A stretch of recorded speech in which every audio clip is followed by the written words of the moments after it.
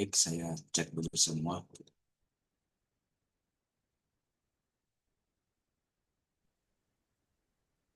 Sesuai rencana biasa Bapak Ibu ya, kita awali nanti dengan pemaparan dari kelompok 3 berarti ya, betul ya?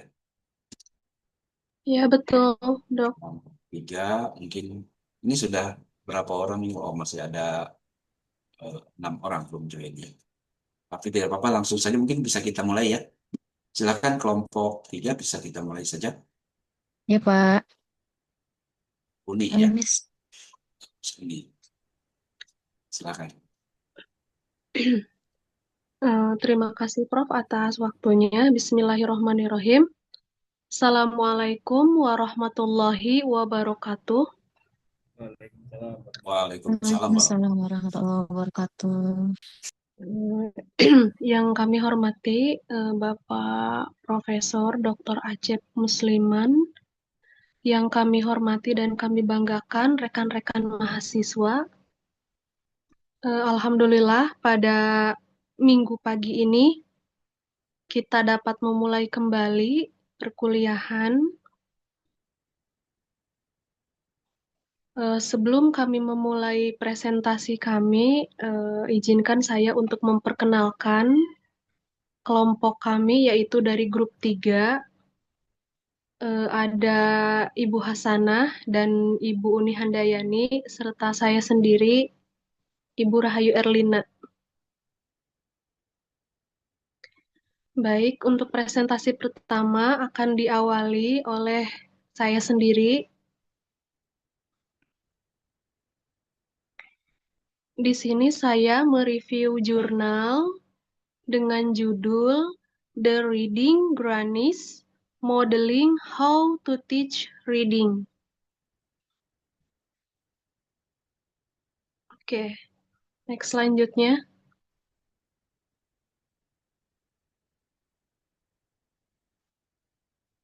Autor dari jurnalnya adalah Sandra Lilian Stewart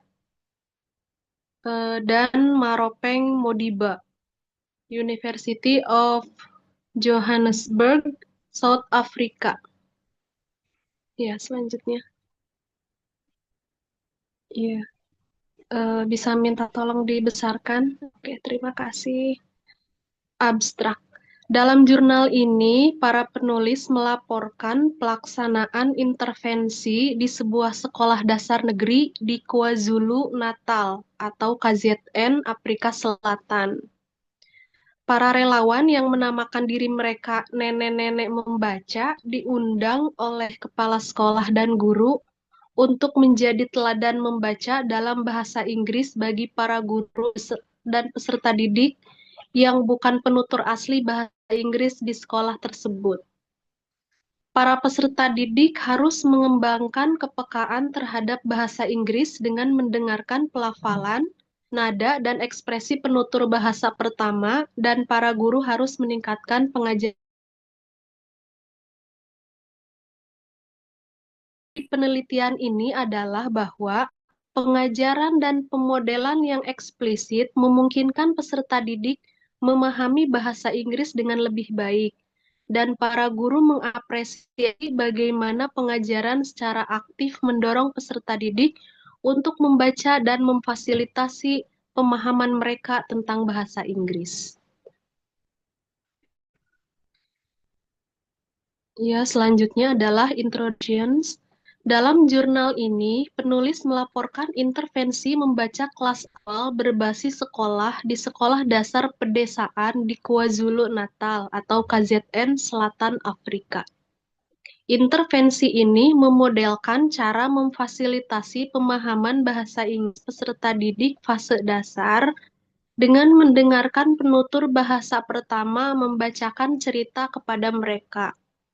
Para penutur ini adalah sukarelawan yang disebut sebagai nenek-nenek membaca tadi.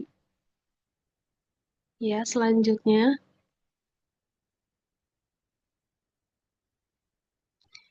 Tinjauan pustaka. Pembelajaran membaca sebagai dasar berbagai Pembelajaran membaca sebagai dasar berbagai penelitian tentang pemerolehan kemampuan membaca pada anak usia dini mendukung pandangan bahwa mengajar anak usia dini membaca merupakan landasan untuk meningkatkan hasil pendidikan. Goff-Waterberg 2011 halaman 1. Yang selanjutnya adalah pengembangan pendidikan menggunakan cerita untuk meningkatkan prestasi membaca. Model membaca ini mengutamakan keterlibatan aktif pembaca. Tahun 2002. Cerita dianggap mendorong partisipasi, interaksi, dan komunikasi pelajar yang menghadapi bahasa baru. Karena cerita seringkali multimoda dengan gambar, suara, atau lagu. Cerita dapat membantu pelajar membangun dan merekonstruksi pengetahuan. Gibbons 2002. Kemudian, metode yang digunakan dalam penelitian ini yaitu peserta didik. Para peserta didik diminta untuk mengisi kuesioner data biografi. Para nenek membaca mereka adalah penutur asli Inggris dan lokal. Mereka berjumlah 15 orang dan memiliki usia rata-rata 67 tahun dan yang termuda adalah 56 tahun. Beberapa nenek fasih dalam berbahasa daerah setempat, yaitu bahasa isiZulu, sehingga sangat membantu mereka dalam komunikasi dengan para pelajar. Kemudian sekolah, para relawan di sekolah memberikan dukungan yang dibutuhkan oleh para guru di tingkat perkembangan literasi siswa yang sangat krusial, agar mereka dapat menjadi pembaca yang mandiri dan sukses. Kemudian metode pengumpulan data, mengisi formulir persetujuan dari kepala sekolah, guru, dan para orang tua wali siswa. Kemudian dilakukan observasi pembelajaran secara bersama-sama oleh pihak sekolah dan relawan. Yang selanjutnya, result. Dalam observasi kelas, peneliti menyaksikan bahwa secara umum dalam sesi membaca, para peserta didik didorong untuk mengidentifikasi fitur-fitur tertentu dari cerita, misalnya karakter, latar, dan lain-lain, dan menjawab pertanyaan tentang cerita yang dibacakan tersebut. Kata-kata bahasa Inggris sering diulang dan dikaitkan dengan kata-kata isi Zulu. Lagu, puisi, lagu anak-anak, serta kegiatan seni dan kerajinan digunakan untuk mendorong siswa berbicara dalam bahasa Inggris. Discussion and conclusion.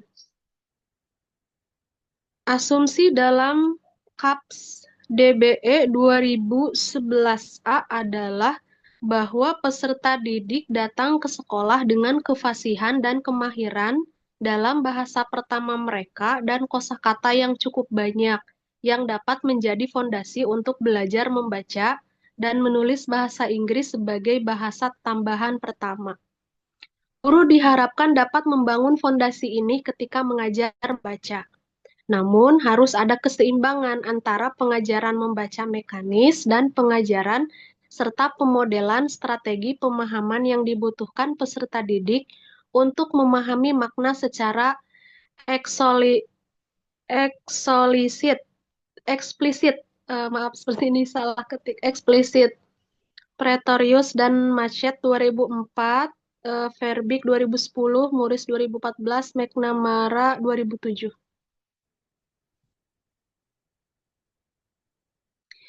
Implikasinya adalah para relawan mendeskripsikan kegiatan membaca yang berlangsung di kelas, menjelaskan makna, dan mengklarifikasi kemungkinan untuk mengembangkan keterampilan membaca dan pemahaman peserta didik secara bermakna. Mereka dapat mengklarifikasi dan memperluas pekerjaan yang telah dilakukan oleh para guru, dan mereka atau para guru menyatakan apresiasi atas cara-cara para relawan mengajarkan keterampilan membaca dan pemahaman bahasa Inggris. Pengajaran dan pemodelan membaca yang eksplisit serta fasilitasi pembentukan makna mendorong peserta didik untuk aktif dalam belajar membaca dan bukan hanya menjadi penerima informasi yang pasif. Harapannya, seiring berlanjutnya intervensi ini, Wawasan yang lebih luas akan berkembang dan para guru di sekolah akan mengembangkan lebih banyak keahlian dan kepercayaan diri untuk mengajar tanpa bantuan dan lebih meningkatkan selanjutnya, Miss. Dan lebih meningkatkan keterampilan membaca dan pemahaman peserta didik mereka. Ya, selanjutnya. Ya, baik, terima kasih. Itu tadi review jurnal dari saya. Kemudian eh, review jurnal yang selanjutnya akan disampaikan oleh Ibu Hasanah. Silahkan, Bu Hasanah. Oke, baik. Terima kasih Ibu Rahayu Erlina. Bismillahirrahmanirrahim. Assalamualaikum warahmatullahi wabarakatuh. Waalaikumsalam. Ya, selamat pagi, salam sejahtera untuk kita semua. Semoga kita selalu dalam keadaan sehat. Baiklah, pada hari ini saya akan mempresentasikan review jurnal saya dengan judul Strategies Used by Indonesian High School English Teacher to Improve Student Reading Comprehension, atau dengan judul Strategi yang digunakan oleh guru SMA di Indonesia untuk meningkatkan pemahaman membaca siswa. Oke, lanjut, Miss.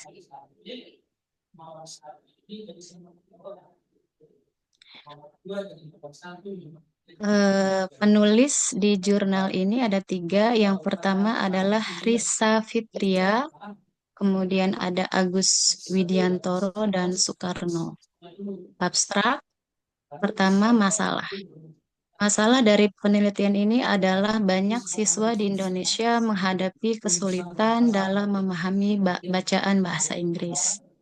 Tujuan penelitian di jurnal ini adalah untuk menyelidiki strategi yang digunakan oleh guru bahasa Inggris. Permasalahan penelitian berfokus pada identifikasi strategi yang efektif untuk meningkatkan keterampilan pemahaman membaca siswa. Next, Miss. Metode penelitian yang digunakan adalah metode kualitatif yang melibatkan wawancara semi terstruktur dengan 4 guru bahasa Inggris SMA di Indonesia yang dipilih secara purposif. Data dikumpulkan pada Januari 2024 melalui wawancara yang dilakukan pada waktu dan lokasi yang berbeda. Hasilnya mengungkapkan bahwa guru menghadapi hambatan yang signifikan seperti pertama, terbatasan kosakata siswa dan kesulitan dengan teks yang panjang. Kedua, guru menggunakan strategi seperti memilih bacaan berdasarkan minat siswa. Ketiga, menggunakan teknik skimming dan scanning untuk mengidentifikasikan ide-ide kunci dan informasi spesifik dengan cepat. Hasil terakhir adalah menggunakan pikiran atau mind mapping untuk membantu siswa mengatur dan memahami informasi yang kompleks. Kesimpulan, penelitian ini menyoroti pentingnya metode pengajaran adaptif dalam mengatasi tantangan pemahaman membaca. Strategi yang disarankan teks berbasis minat seperti skimming, scanning, and mind mapping terbukti efektif dalam meningkatkan keterampilan membaca siswa. Terakhir, penelitian lebih lanjut disarankan untuk menyelidiki efek jangka panjang dan dari strategi-strategi ini dan mengembangkan metode tambahan untuk meningkatkan pemahaman membaca. Selanjutnya, kita langsung ke pendahuluan atau introduce. Next, Miss.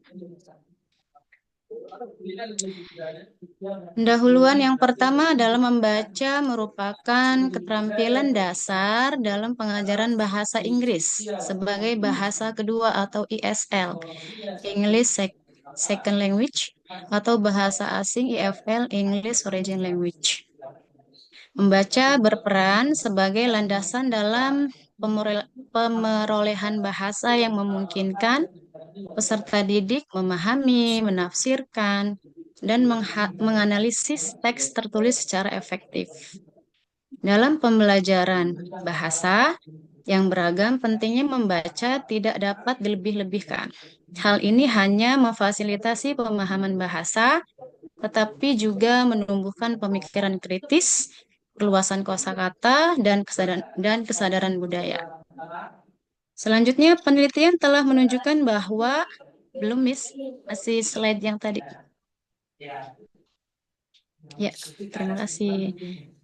Penelitian telah menunjukkan bahwa pelajar IFL yang memiliki sikap positif terhadap membaca cenderung mengerahkan upaya mental yang lebih besar sehingga menghasilkan peningkatan pemahaman dan keterampilan berpikir kritis. Nah, meningkatkan keterampilan membaca sangat penting bagi siswa untuk memahami materi pendidikan. Pemahaman membaca berkaitan dengan sejauh mana pembaca memahami isinya. Yang ketiga, kebanyakan siswa melaporkan mengalami kesulitan dengan pemahaman membaca kosakata, tata bahasa, dan memahami informasi yang disajikan dalam pembelajaran membaca. Hal ini menyebabkan siswa kurang tertarik dan termotivasi. Hal ini didukung oleh temuan Isma dan Nur yang menyatakan bahwa sebagian besar siswa memperoleh skor pemahaman bacaan yang rendah. Hal ini disebabkan oleh faktor-faktor seperti kurangnya minat membaca, pemahaman teks yang kurang memadai, dan terlalu banyak waktu yang dihabiskan untuk mencari makna dalam Sholat. kamus. Pada akhirnya, sebagian besar siswa kesulitan memahami isi bacaan. Menurut studi terbaru, strategi mengajar guru memiliki dampak besar terhadap efektivitas pembelajaran dan prestasi akademik siswa. Menerapkan strategi mengajar yang tepat dapat membantu siswa meningkatkan kepercayaan diri dan akurasi membaca.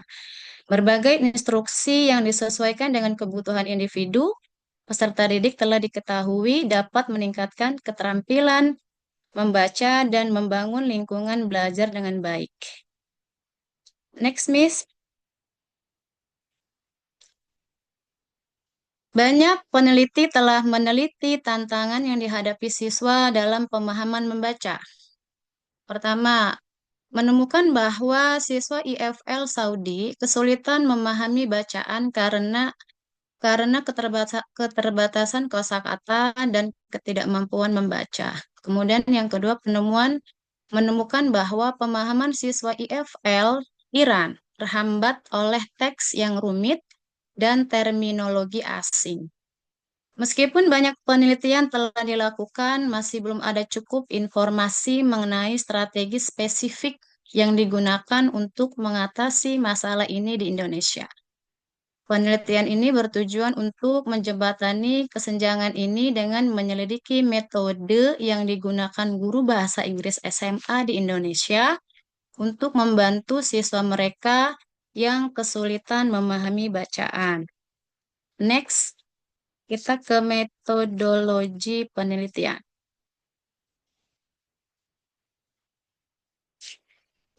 Nah, penelitian ini menggunakan desain studi kasus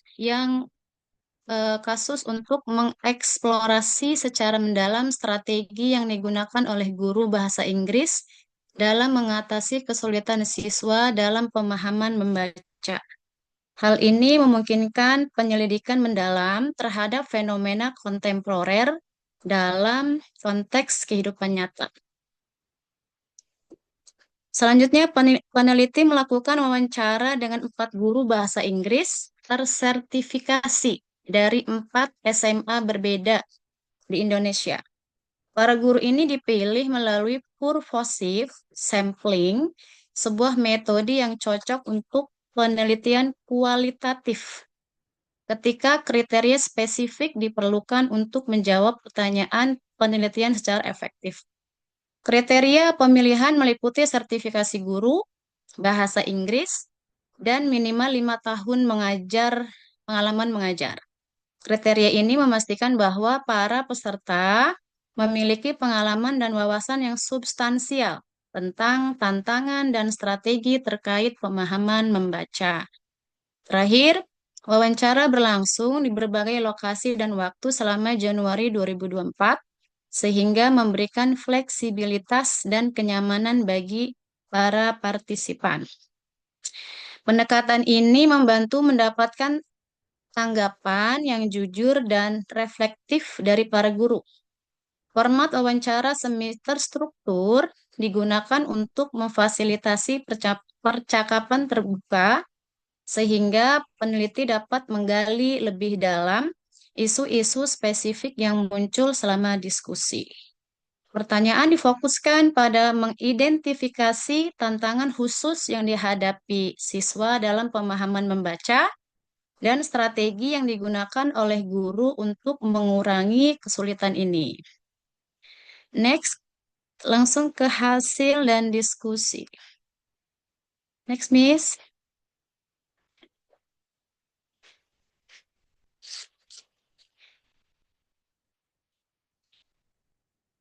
Oke, hasil dan diskusi saya bagi dua. Yang pertama, Hasil wawancara menunjukkan bahwa siswa menghadapi berbagai kesulitan dan menggunakan berbagai strategi yang digunakan untuk mengatasi kesulitan membaca tersebut.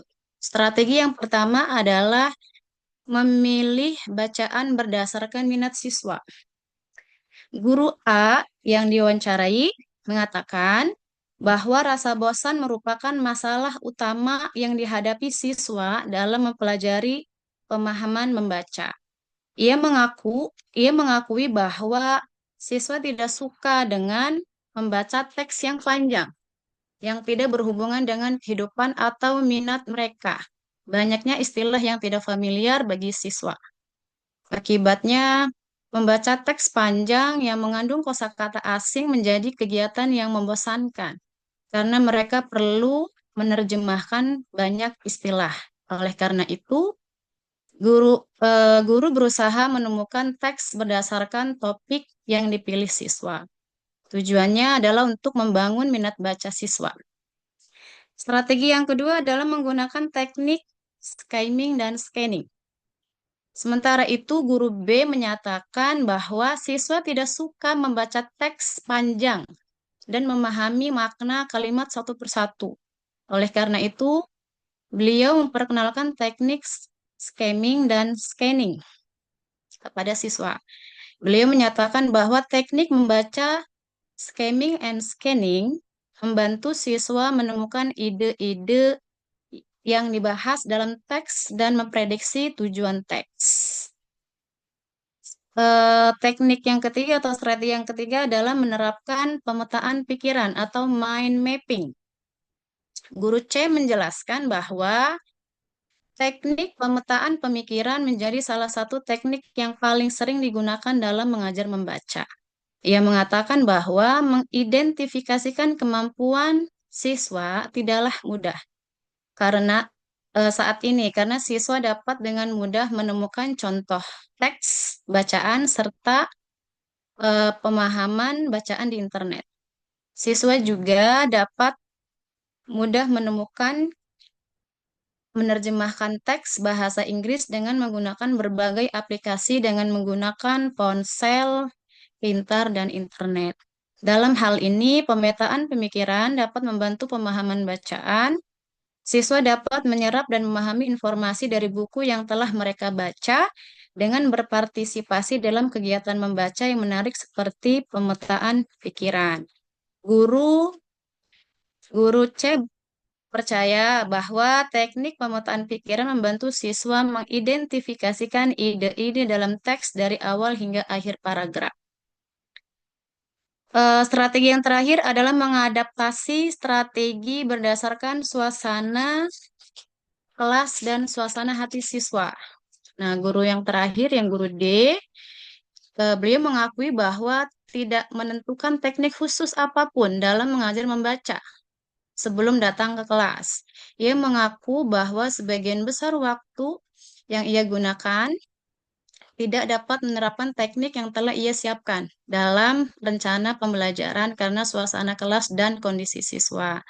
Oleh karena itu, teknik yang digunakan pun beragam, tergantung pada kondisi siswa dan suasana hati siswa. Hasil wawancara di atas menunjukkan bahwa para guru menggunakan berbagai strategi dalam mengajar pemahaman bacaan. Selanjutnya, Miss. Yang kedua adalah diskusi. Studi ini mengungkapkan berbagai strategi yang digunakan untuk mengatasi tantangan yang dihadapi siswa dalam pemahaman bacaan. Strategi-strategi ini meliputi penyesuaian teks dengan minat siswa, penggunaan teknik skimming dan scanning, serta penggunaan peta pikiran atau mind mapping. Metode-metode ini didukung oleh berbagai teori dan temuan penelitian. Dan strategi yang digunakan guru dalam penelitian ini pemilihan teks berbasis minat, membaca sekilas atau scanning atau memindai atau skimming, serta pemetaan pikiran mind mapping. Didukung oleh penelitian teoritis dan empiris. Terakhir, metode-metode ini mengatasi tantangan umum dalam pemahaman membaca, seperti kebosanan siswa dan kosakata yang kurang familiar, serta meningkatkan keterlibatan dan pemahaman. Next, kesimpulan. Kesimpulan dari penelitian atau jurnal review ini adalah yang pertama, guru bahasa Inggris di Indonesia menghadapi berbagai kendala dalam mengajar pemahaman membaca, sehingga mereka menggunakan berbagai strategi untuk mengatasi kesulitan pemahaman membaca siswa. Yang kedua, penelitian ini memberikan wawasan berharga mengenai strategi yang digunakan oleh guru bahasa Inggris SMA di Indonesia untuk mengatasi kesulitan pemahaman membaca siswa. Penelitian ini memiliki beberapa keterbatasan yang perlu dipertimbangkan. Dan terakhir adalah mengeksplorasi integrasi intervensi berbasis teknologi seperti perangkat membaca digital dan platform daring dapat memberikan dukungan tambahan bagi pengembangan pemahaman bacaan siswa dalam konteks ESL or EFL. Baik, demikian. Terima kasih. Presentasi jurnal dari saya mungkin banyak kekurangan dan akan dilanjutkan di presentasi yang ketiga oleh Ibu Uni Handayani. Kepadanya dipersilahkan. Terima kasih Miss Ana. Assalamualaikum warahmatullahi wabarakatuh. Waalaikumsalam. Waalaikumsalam. Selamat pagi Bapak Acep dan selamat pagi teman-teman semua. Alhamdulillah puji syukur kepada Allah Subhanahu wa taala yang telah memberi kita kesehatan sehingga pada hari ini kita dapat melaksanakan perkuliahan pada minggu hari ini. Untuk selanjutnya, sebelum saya pemaparan, izinkan saya untuk memperkenalkan nama saya terlebih dahulu. Nama saya Uni Handayani, nomor NIM yaitu 202474790002. Dan di sini saya ingin memaparkan hasil artikel yang berjudul yaitu Student Improve in Reading Comprehension by Learning How to Teach Reading Strategies and Evidence-Based Approach for Teacher Education yang ditulis oleh Healthy Coach dan Nadine Spooler.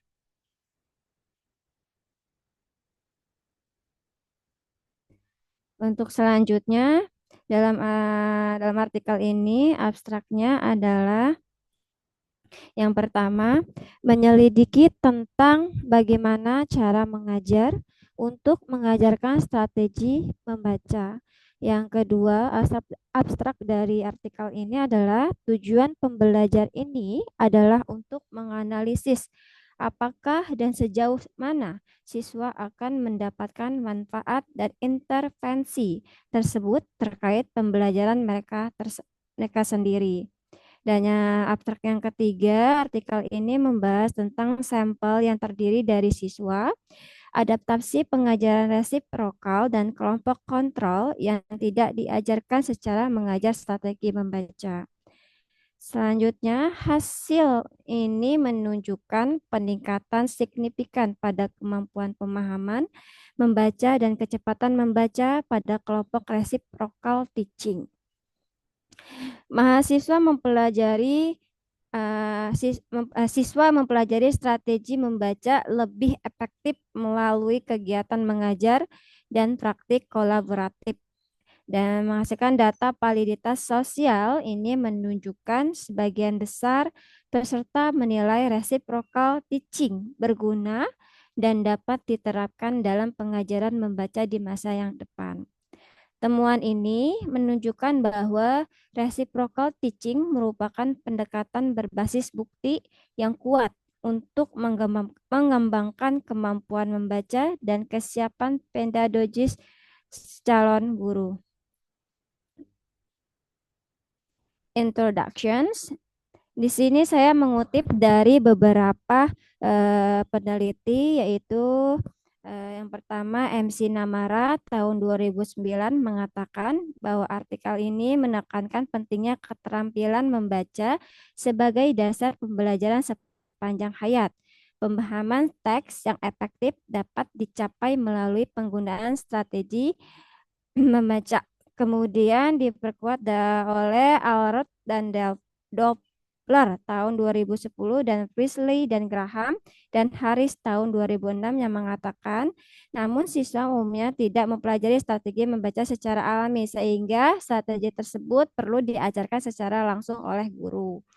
Dan menurut Koch and Spoler tahun 2016, meskipun banyak program berbasis penelitian terbukti efektif untuk meningkatkan pemahaman membaca, penerapan di kelas masih jarang dilakukan. Oleh karena itu, untuk mempersiapkan siswa masa kini untuk penggunaan program ini dalam kegiatan mengajar reguler mereka di masa yang akan datang, menentukan bagaimana menerapkan dan bagaimana mengajarkan strategi membaca.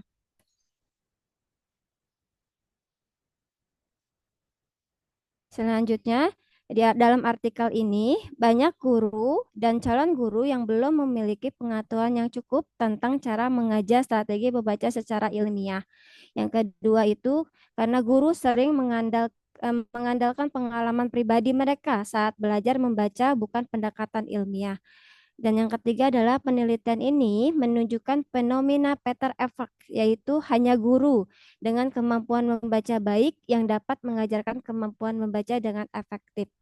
Oleh karena itu, pendidikan calon guru harus melatih mereka agar memahami sekaligus mampu mengajarkan strategi membaca dengan benar.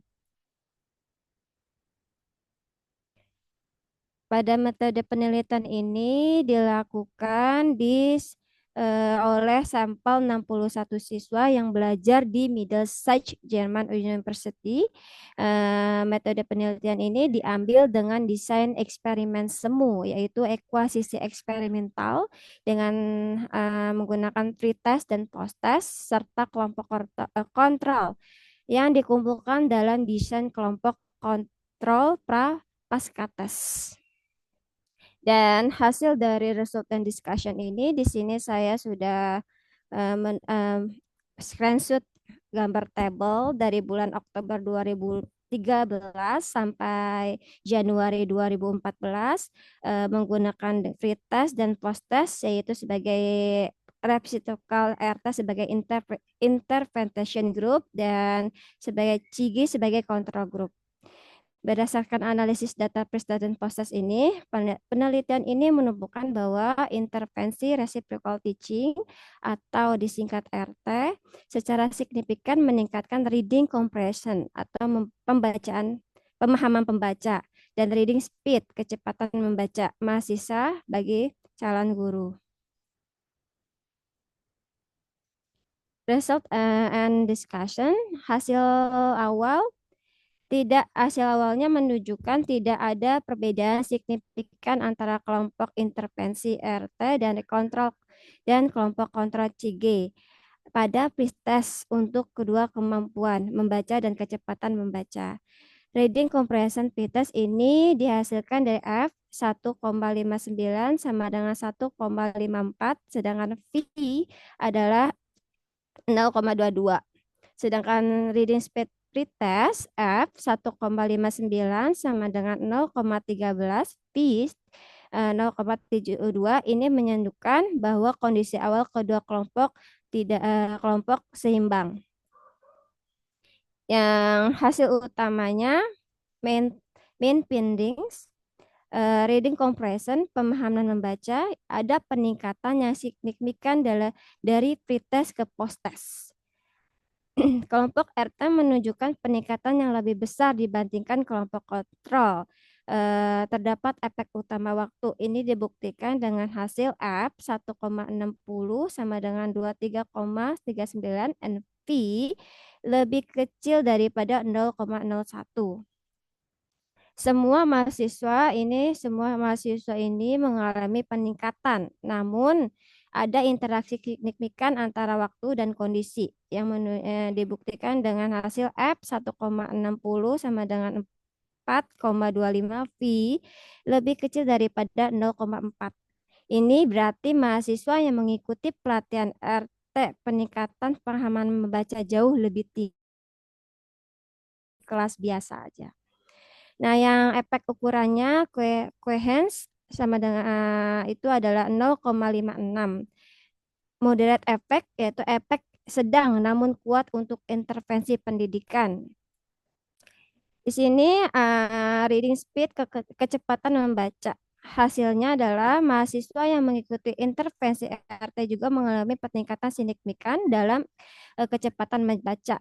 Dibuktikan dengan hasil yaitu efek waktu F 1,60 sama dengan 30,21 Pi lebih kecil daripada 0,001 dan untuk efek interaksi waktu dikali kondisi F 1,60 sama dengan 3,68 V lebih kecil daripada 0,03. Hasil ini menunjukkan bahwa kecepatan membaca peningkatan lebih besar pada kelompok RT dibandingkan kelompok kontrol. Dengan hasil coherence atau efek ukurannya itu 0,63 dan moderate to large efek yang sangat kuat, menghasilkan efek yang sangat kuat. Di sini saya telah screenshot hasil tabel dari artikel tersebut. Dan berdasarkan rangkuman performa, berdasarkan performa table data, reading comparisons, skor standar adalah M sama dengan 50 dan SD sama dengan 10.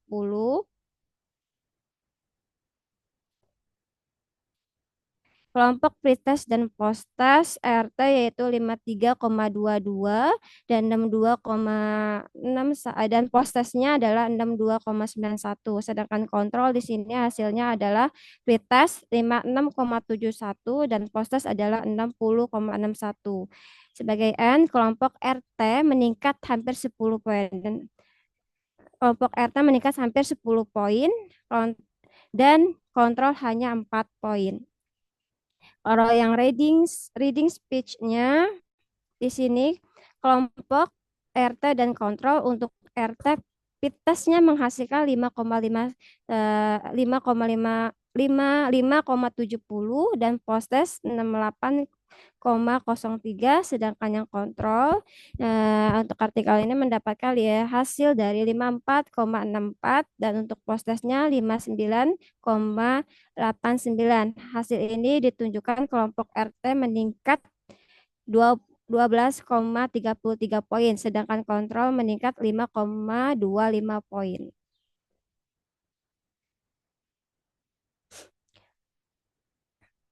Social validity-nya sebanyak 84%. Artikel ini menunjukkan mahasiswa atau siswa dalam kelompok RT menyatakan akan menggunakan metode RT ini dalam mengajarkan membaca kepada siswa mereka di masa yang depan. Untuk menunjukkan bahwa intervensi diterima dan dianggap bermanfaat oleh peserta, maka dapat disimpulkan hasil penelitian ini adalah intervensi reciprocal teaching atau disingkat RT terbukti efektif untuk meningkatkan kemampuan membaca mahasiswa dan calon guru. Untuk yang kedua adalah kelompok reciprocal teaching ini menunjukkan peningkatan lebih tinggi dibandingkan kelompok kontrol pada pemahaman membaca dan kecepatan membaca. Efeknya sedang hingga kuat, menunjukkan bahwa keterlibatan aktif, modeling, scaffolding, dan praktik berulang adalah strategi efektif dan pengajaran membaca. Sebagian besar peserta berniat menerapkan reciprocal teaching dalam praktik mengajar mereka di masa yang depan.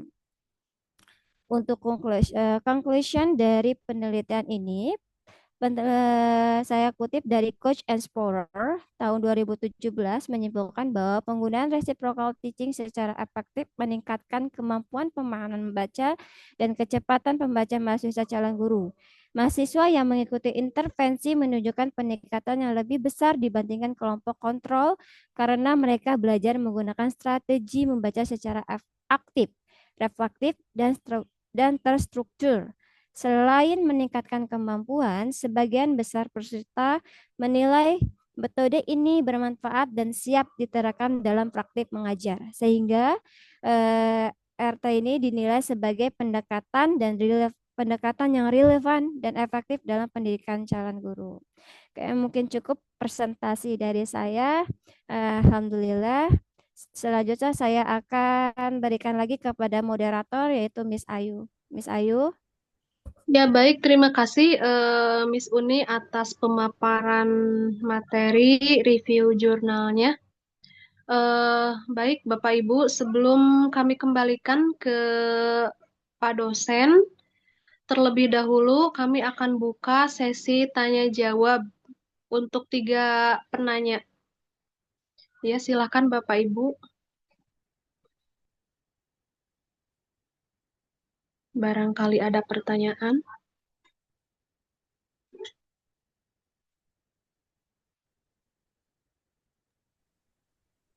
Saya Miss izin bertanya. Oh ya, silakan Bu Putri. Ya, baik. Ya, untuk paparannya sudah sangat jelas, Bu Rahayu. Saya izin bertanya. Di sini, Ya, silakan. mengapa validitas sosial itu penting dalam penelitian pendidikan? Dan bagaimana hasil penelitian itu menggambarkan validitas sosial yang kuat? Saya izin ulangi.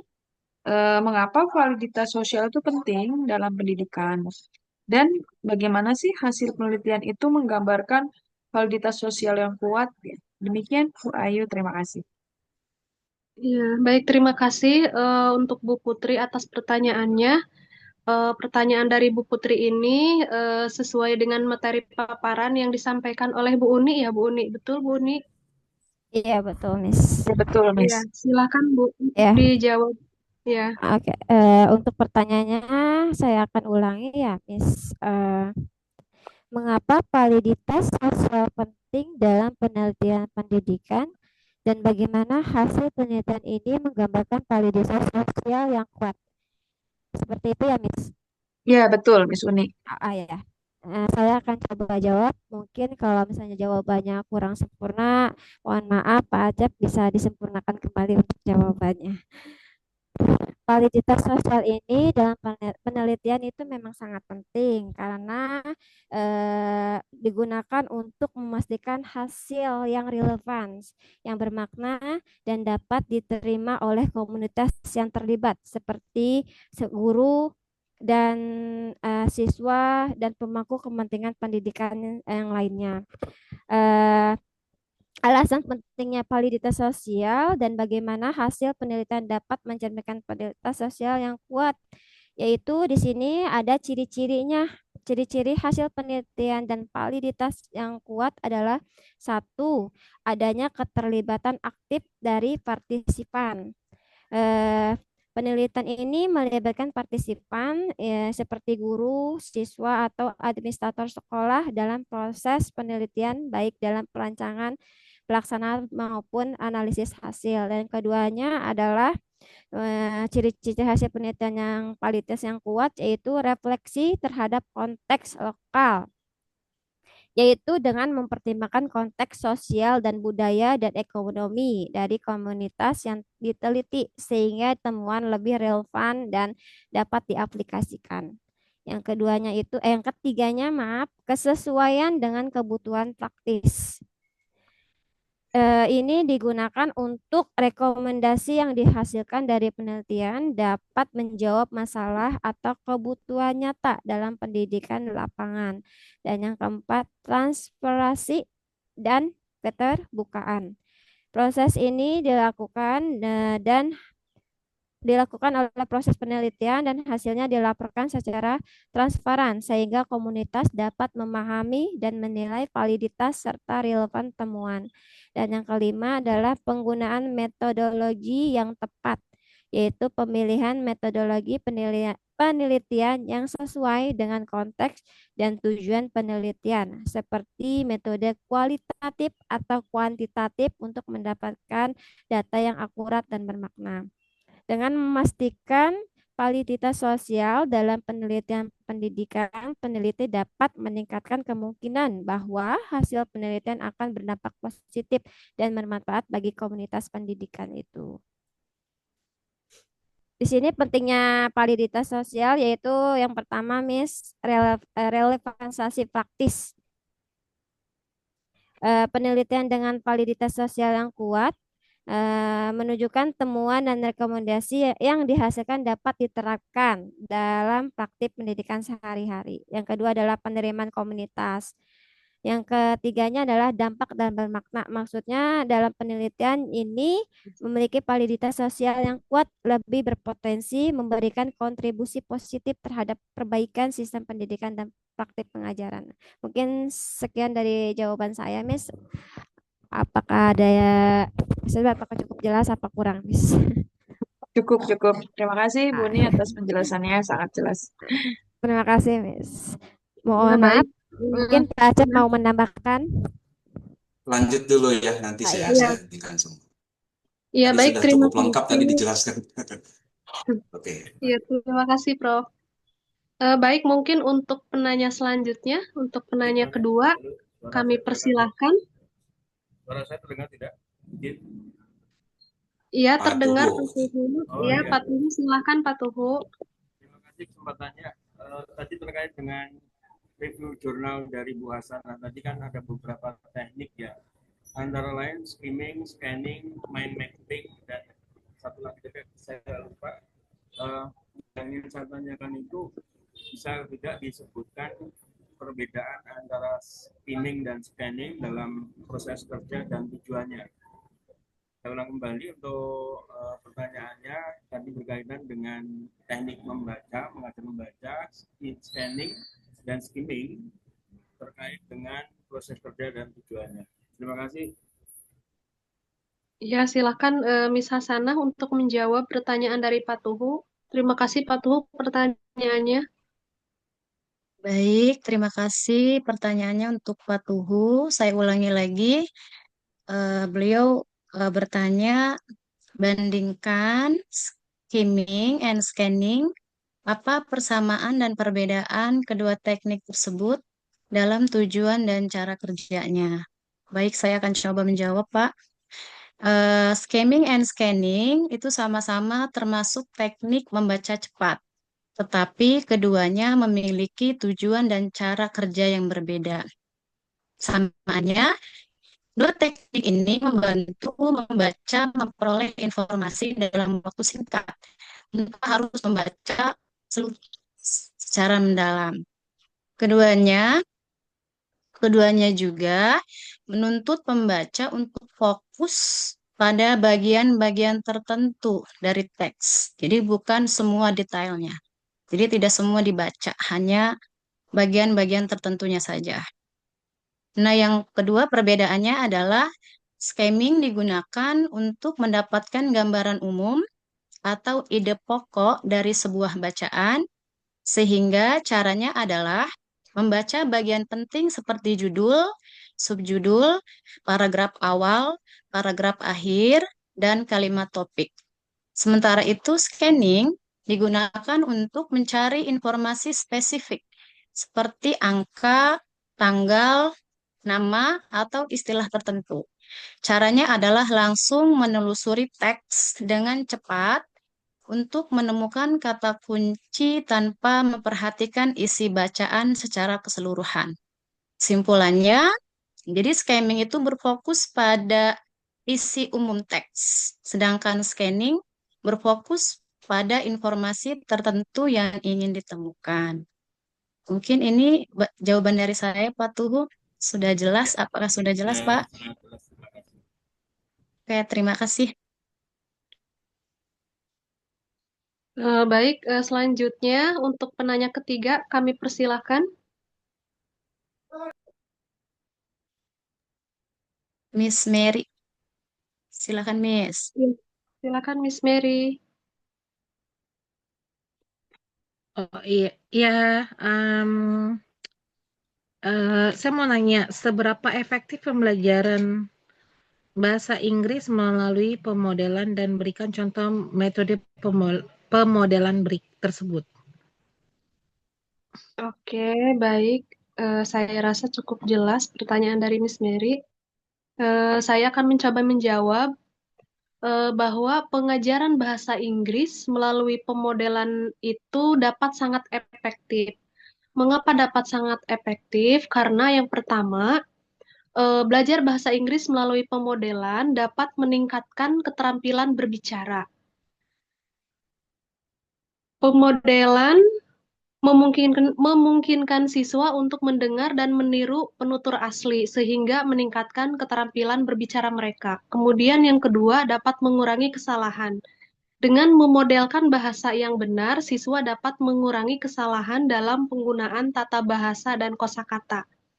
Yang ketiga adalah meningkatkan motivasi. Pemodelan dapat membuat pembelajaran bahasa Inggris lebih menarik dan menyenangkan sehingga meningkatkan motivasi siswa untuk belajar. Dan yang keempat adalah meningkatkan pemahaman. Pemodelan dapat membantu siswa memahami konteks dan makna bahasa sehingga meningkatkan pemahaman mereka. Adapun beberapa contoh metode pemodelan yang efektif itu yang pertama adalah metode konversasi, yaitu siswa diajak untuk berbicara dalam bahasa Inggris dengan penutur aslinya atau guru. Kemudian yang kedua, metode permainan. Siswa belajar bahasa Inggris melalui permainan dan aktivitas yang menyenangkan.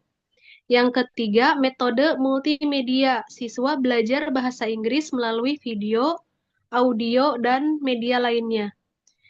Dan contoh metode pemodelan yang terakhir yaitu metode immersion, yaitu siswa diajak untuk menggunakan bahasa Inggris dalam situasi nyata. Mungkin demikian jawaban dari saya, Miss Mary. Apakah sudah cukup, Miss? Iya, cukup jelas. Terima Iya. kasih. Oke, terima kasih kembali, Miss. Baik, Bapak Ibu, demikian paparan presentasi review jurnal dari kami kelompok 3. Untuk selanjutnya akan kami kembalikan kepada Bapak Profesor Acep untuk menambahkan ataupun melengkapi dari kekurangan presentasi kami. Terima kasih banyak. Wassalamualaikum warahmatullahi wabarakatuh. Waalaikumsalam warahmatullahi Waalaikumsalam. wabarakatuh.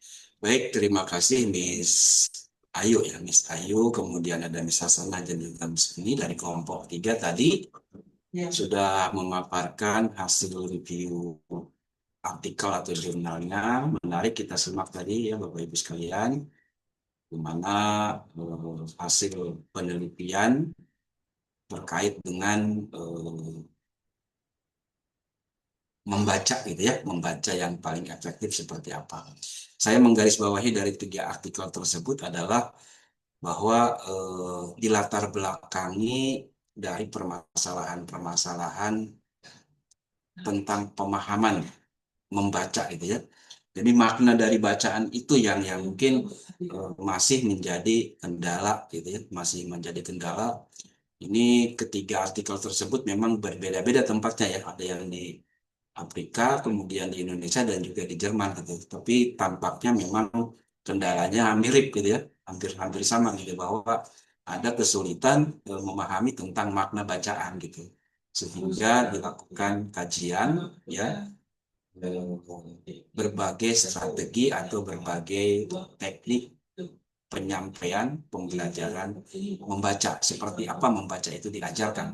Jadi seperti itu. Nah, tadi dari diskusi juga menarik ya, dari pertanyaan yang pertama itu dari Miss Putri tadi ya, Putri, terkait dengan validitas atau validasi dari penelitian sendiri. Cukup jelas juga tadi dipaparkan oleh Mas Budi, dijawab ya. Cukup lengkap itu sudah gitu ya. Cuman saya ingin menguatkan pada apa sih yang menjadi kekuatan dari validitas penelitian itu gitu ya, terutama validitas sosial gitu ya. Kekuatannya adalah ada pada latar belakang sebetulnya. Penelitian itu eh, harus memunculkan atau harus menggali, menajamkan permasalahan apa gitu ya. Kenapa sih harus diteliti kan begitu? Kalau tidak ada masalah, ngapain gitu kan diteliti kan begitu. Itulah penelitian gitu ya. Jadi ketajaman mengungkapkan permasalahan itulah gitu ya, kekuatan dari validitas penelitian gitu. Ada permasalahan apa gitu? Misalkan tadi ya, ada kendala bagaimana siswa itu memahami gitu ya, memahami makna dari suatu bacaan. Nah kan begitu ya, seperti itu. Sehingga dilakukanlah strategi. Mungkin saat ini banyak gitu ya, permasalahan lain adalah guru itu menganggap bahwa strategi membaca itu tidak terlalu dikedepankan atau tidak terlalu dipermasalahkan gitu. Padahal itu penting gitu. Misalkan hanya berdasarkan pengalaman dulu, saya belajar membaca itu adalah mungkin hanya dengan pengulangan-pengulangan sudah cukup. Tapi ternyata saat ini tidak gitu ya. Tadi dibuatlah penelitian tadi kan ya, bagaimana strategi resiprokal. Menarik itu tadi saya terkait resiprokal gitu ya. Adalah salah satu treatment atau salah satu tindakan yang memberikan strategi bagaimana memahami dari setiap bacaan gitu ya. Nah, dan itu ternyata memang efektif. Sehingga dari hasil penelitiannya menunjukkan bahwa ada perbedaan antara kelompok treatment dengan kelompok yang kontrol gitu ya. Seperti tadi ya Miss Uni ya. Nah, lalu dari Pak Tugu tadi mempertanyakan tentang teknik atau strategi lain mulai dari skimming, kemudian scanning dan juga mind mapping. Jadi juga cukup jelas gitu ya. Bagaimana scanning itu kan membaca sekilas gitu ya, untuk lebih cepat apa sih yang isi dari bacaan ini gitu ya, mungkin sekilas seperti itu tanpa diserap secara mendalam gitu. Kemudian di scan, diulang apa ya poin-poin penting apa dari bacaan ini gitu ya. Lalu dengan menggunakan mind mapping dipetakan keterhubungan antara setiap teks atau setiap bagian dari bacaan tersebut, sehingga masuklah ada pemahaman di situ. Sehingga ketika kita menerapkan disambung dengan resiprokal, gitu, sebetulnya kalau sudah terbiasa efektif, kita akan tahu, oh setelah ini pasti akan menceritakan ini. Kan begitu ya, pemahaman makna dari bacaan itu. Ketika kita memahami dengan benar, ya, terkait dengan apa yang kita baca, maka oh ini pasti akan menceritakan ini selanjutnya, gitu. Karena sudah dasarnya gitu, seperti itu. Nah, modelnya adalah begitu. Dan terakhir tadi dari pertanyaan ketiga dari Ismeri ya, dengan bagaimana cara gitu ya, strategi yang baik, dan juga sudah cukup jelas. Baik, mungkin sebagai tambahan saya akan tampilkan pemaparan terkait dengan tema kita hari ini ya. Saya bisa share Bapak Ibu ya.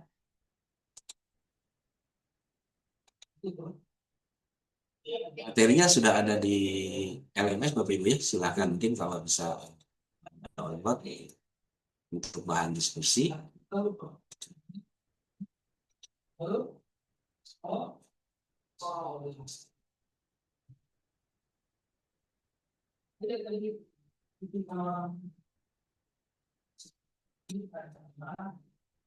Nah, ada 15 slide yang saya buat Bapak Ibu terkait dengan pembelajaran membaca ini ya. Mungkin juga kita bisa sambil diskusi gitu ya, lanjuti dari apa yang sudah dipaparkan oleh kelompok 3 tadi. Tampaknya memang secara teori atau secara konsep itu ada keterkaitan di situ. Apa sih pentingnya kita memberikan pembelajaran membaca gitu kan, seperti itu. Nah, ini Bapak Ibu ya. Yang pertama adalah membaca sebagai tujuan dan sarana pengajaran dalam pembelajaran bahasa.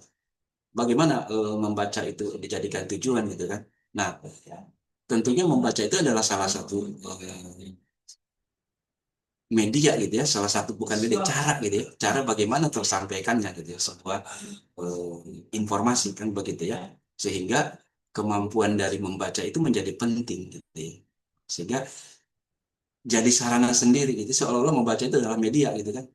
Misalkan kita ingin menyampaikan informasi melalui teks atau melalui tulisan gitu ya, maka ketika pemahaman atau kemampuan membacanya lemah, maka pesan kita itu akan sulit tersampaikan gitu. Jadi membaca sebagai tujuan dan sarana pengajaran dalam pembelajaran bahasa gitu ya, seperti itu. Lalu yang kedua, berikutnya adalah ini ya, isi pengajaran membaca. Mungkin Bapak Ibu boleh jawab gitu ya, mengapa pengajaran membaca? Gitu ya. Dari diskusi tadi tampaknya memang sudah cukup jelas ya. Mengapa mengajarkan membaca?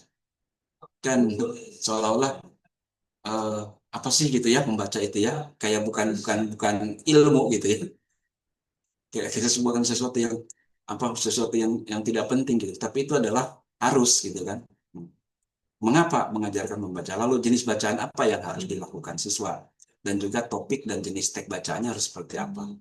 Nah, dari ketiga pertanyaan ini, maka kita memaknai bahwa membaca itu adalah sesuatu hal yang harus dilakukan dalam proses pendidikan. Jadi, kenapa?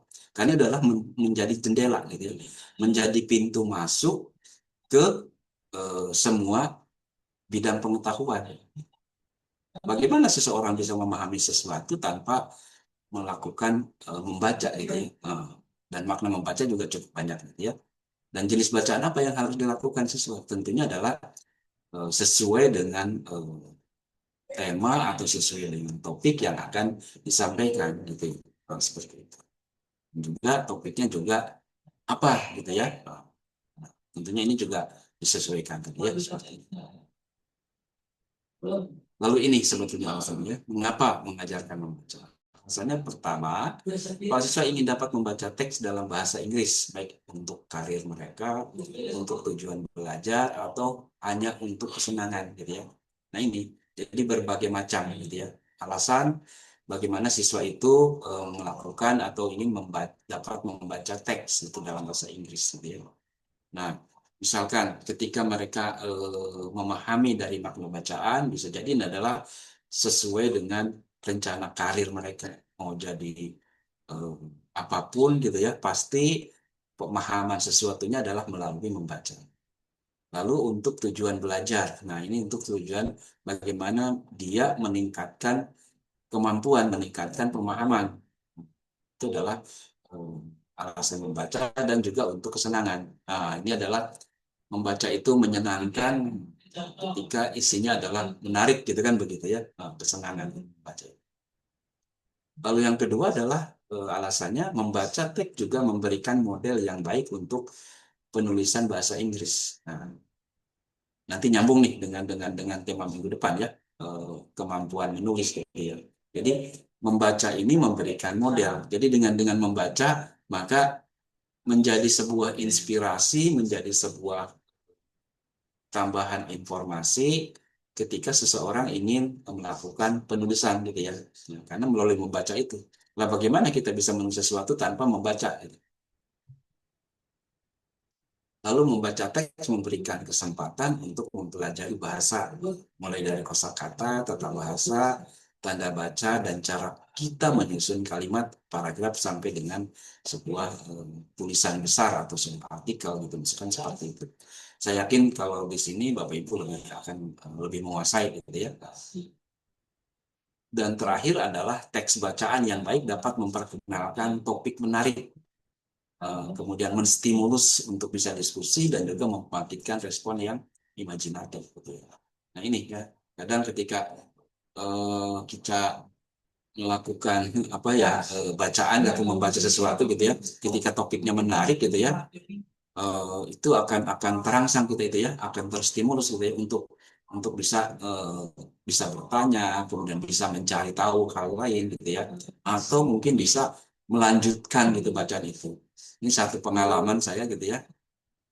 Padahal bacaan itu adalah melalui media sosial gitu ya. Saya bukan orang yang rajin gitu ya, rajin atau memaksakan membaca ya. Tapi ketika membaca salah satu cerita gitu ya, waktu itu adalah ceritanya terkait dengan apa ya, tulisan-tulisan, potongan tulisan sebetulnya yang menceritakan tentang KKN di Desa Penari gitu. Mungkin Bapak Ibu pernah pernah pernah tahu ya cerita itu ya. Nah itu ketika melakukan sesuatu, wah ternyata makin terus itu penasaran gitu ya. Berarti itu tulisannya itu memancing untuk bisa gitu. Nah itu menarik. Lalu jenis bacaan apa yang harus dilakukan siswa? Nah di sini ya, kontroversi terbesar adalah mengenai apakah teks-teks tersebut seharusnya asli atau tidak. Hal ini disebabkan oleh kekhawatiran masyarakat terhadap materi pengajaran bahasa yang lebih tradisional yang cenderung terkesan artifisial dan menggunakan bahasa yang terlalu disederhanakan, sehingga akan dianggap lucu dan tidak lazim oleh si penutur asli. Nah, ini adalah bagaimana kita mengkonversi terkait dengan jenis bacaan ya. Sehingga mungkin ini sesuatu yang keinginannya ingin lebih sederhana sehingga mudah dipahami, tapi ternyata menjadi hal yang tidak tepat gitu, seperti itu. Nah, yang pertama adalah jika memberikan salinan The Times atau The Guardian, yang ada satu majalah gitu ya, pada tingkat rendah, mereka mungkin tidak akan memahaminya sama sekali gitu ya. Jadi sesuai dengan tingkat kemampuannya gitu ya. Apa yang cocok buat siswa SMP, apa yang cocok dengan siswa SD atau apa yang cocok dengan siswa SMA gitu ya. Mungkin tingkat dari sumber bacaannya itu harus kita sesuaikan gitu ya. Lalu ada keseimbangan, harus dibuat antara bahasa Inggris asli di satu sisi dan kemampuan siswa di sisi lain. Mungkin akan lebih pada hal yang praktis. Dan ada beberapa materi tertulis autentik yang dapat dipahami oleh siswa pemula sampai dengan tingkat tertentu. Nah, ini ada salah satu jenis ya cara judging tertulis yang lebih lebih asli gitu. Dan juga ada bagaimana menu, jadwal, tanda, dan instruksi yang mendasar dari jenis bacaan yang kita berikan.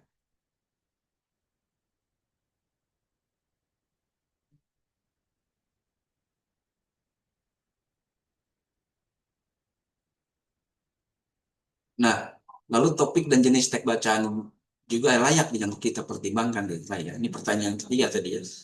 Haruskah siswa kita membaca teks ensiklopedia faktual atau haruskah kita mengenalkan mereka pada novel atau cerita pendek? Nah, ini dia yang jadi pertimbangan kan gitu ya. Apa kita harus memberikan ensiklopedia kepada mereka dan atau apa? Ada alasan nggak untuk kita memberikan mereka pada novel atau cerita pendek? Haruskah mereka membaca jadwal atau menu atau kita dapat menawarkan mereka surat bisnis dan artikel surat kabar?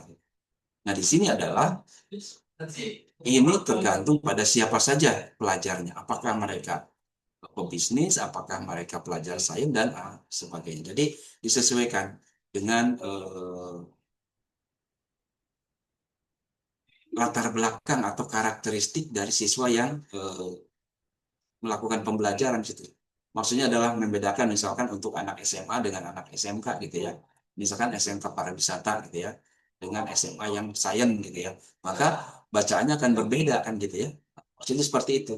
Jadi topik bacaannya juga akan disesuaikan dengan dia itu membutuhkan apa. Nah, di antara hal-hal yang mungkin diinginkan guru agar siswanya baca adalah artikel majalah, surat, cerita, menu, iklan, laporan, cuplikan drama, resep, instruksi, puisi, dan materi referensi. Nah, ini semua adalah salah satu topik-topik atau jenis-jenis teks bacaan yang bisa kita perkenalkan. Tinggal nanti konten atau isinya yang bisa kita sesuaikan dengan latar belakang siswa dan seperti itu.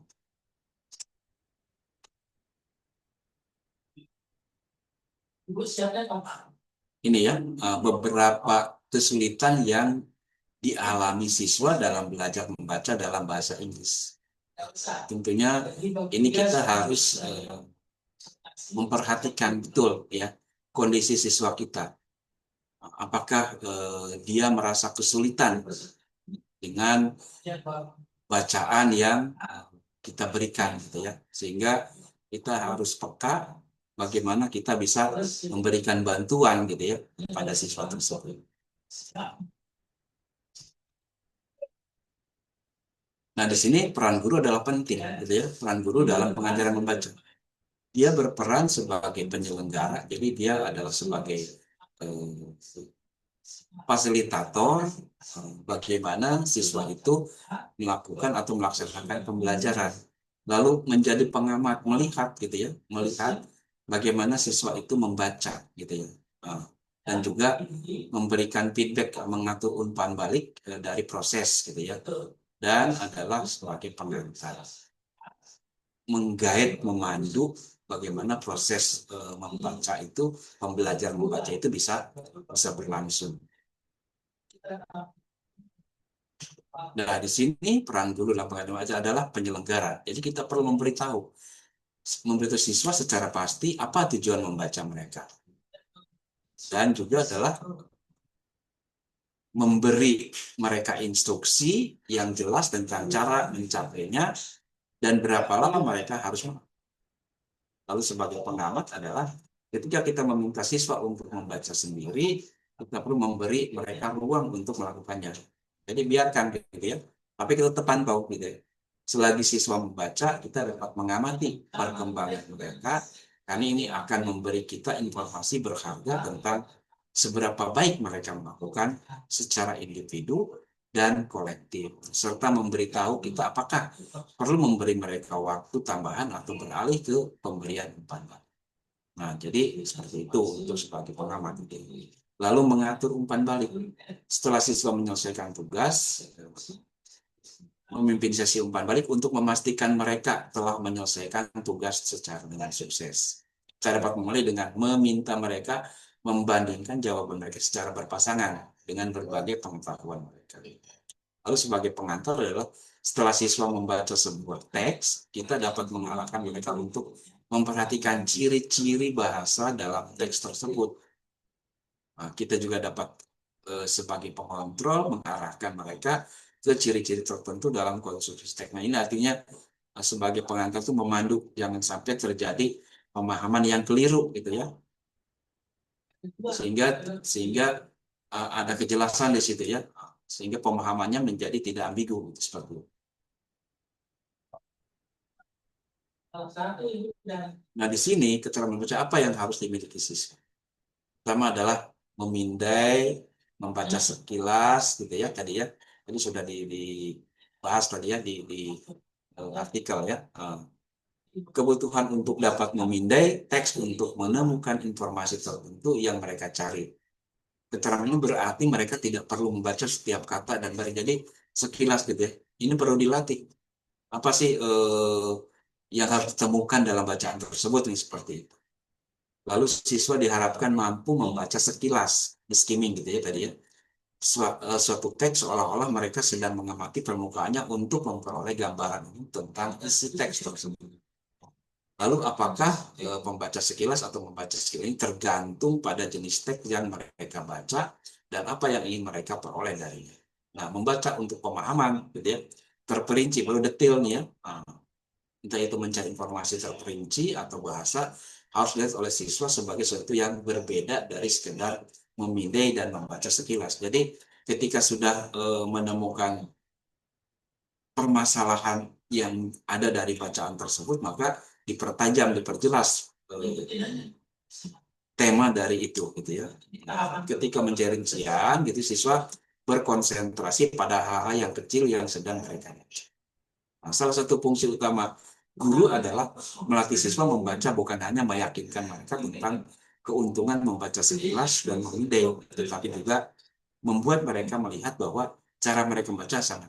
Jadi sebuah cara atau strategi tidak hanya sekedar membaca saja, tapi melatihkan kepada mereka proses-proses atau strategi-strategi membaca yang baik gitu ya. Nah, sehingga memahami makna dari bacaan tersebut.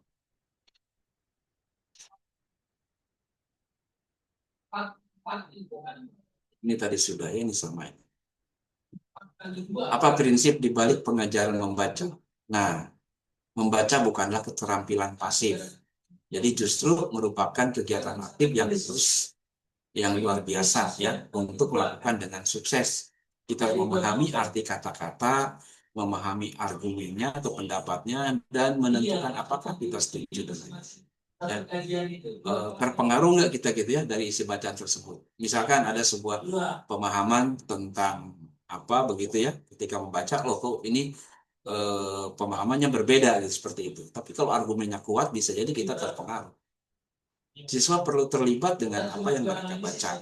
Nah, jika siswa tidak terlibat dengan teks bacaan, tidak secara aktif berminat pada apa yang mereka baca, maka kecil kemungkinan mereka memperoleh manfaat dari.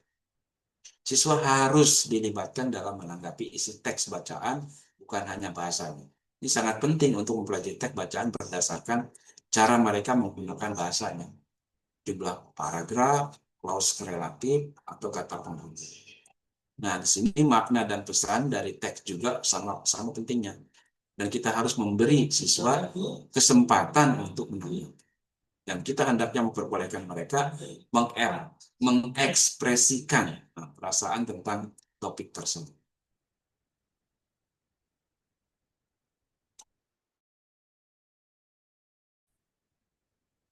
Nah ini ya, yang berikutnya adalah prediksi merupakan faktor utama dalam membaca.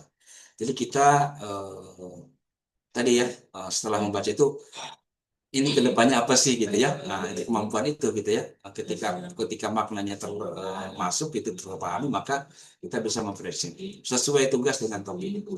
Setelah keputusan tentang teks bacaan yang akan dibaca siswa telah dibuat, kita perlu memilih tugas membaca yang baik, pertanyaan yang tepat, teka-teki yang menarik dan bermanfaat. Jadi ini akan dibuat.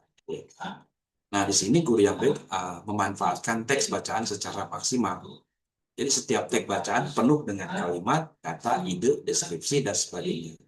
Jadi tidak masuk akal jika siswa hanya membaca teks tersebut, lalu berhenti dan beralih ke hal lain. Jadi kalau isinya menarik itu, maka siswa akan fokus. Dan guru yang baik memadukan teks bacaan ke dalam rangkaian kelas yang menarik, menggunakan topik tersebut untuk diskusi dan tugas lanjutan dengan menggunakan bahasa untuk belajar dan kemudian beraktivitas. Nampaknya itu secara konsep Bapak Ibu ya. Dan ini adalah yang terakhir. Jadi reading is so delicious. Jadi membaca itu adalah sesuatu yang nikmat gitu ya. Jadi kan seperti demikian Bapak Ibu ya yang dapat saya sampaikan untuk tema kita hari ini. Silakan mungkin ada yang mau ditanggapi atau mau ditambahkan atau mau ditanyakan. Silakan.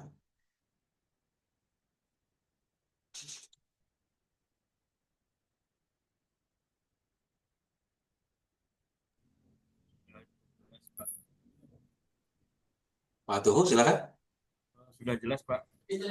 Sudah jelas yang disampaikan. Baik. Informasi saja Pak. Rekan Ya. kami yang bersama Ibu Nurlina sudah mundur Pak dari kegiatan belajar Pak. Siapa? Ibu Nurlina Pak. Nurlina, kenapa? Mundur untuk cuti dulu Pak. Oh ya. Jadi mulai dari kemarin Pak. Tidak ada ya, jadi tidak lanjut. Tidak lanjut dulu, cuti satu semester atau berapa belum paham. Yang jelas sudah disampaikan ke kami untuk sementara cuti dulu gitu. Kenapa dia? Ada kendala apa? Kendalanya karena kesibukan tanggung jawab di sekolahnya Pak, tidak Oh, bisa membagi waktu. Oke, mungkin nanti konfirmasi ke ketua program studi ya, nanti saya coba informasikan juga. Baik Pak, makasih Pak. Oke, baik. Gimana Bapak Ibu? Ada lagi yang ditambahkan atau cukup? Cukup mungkin Pak Tuhu ya, atau teman-teman semuanya ya? Ya, cukup Pak, terima kasih. Baik Bapak Ibu, demikian ya untuk perkuliahan kita hari ini. Terima kasih sekali lagi untuk kelompok 3 tadi ya, sudah memaparkan dari hasil reviewnya.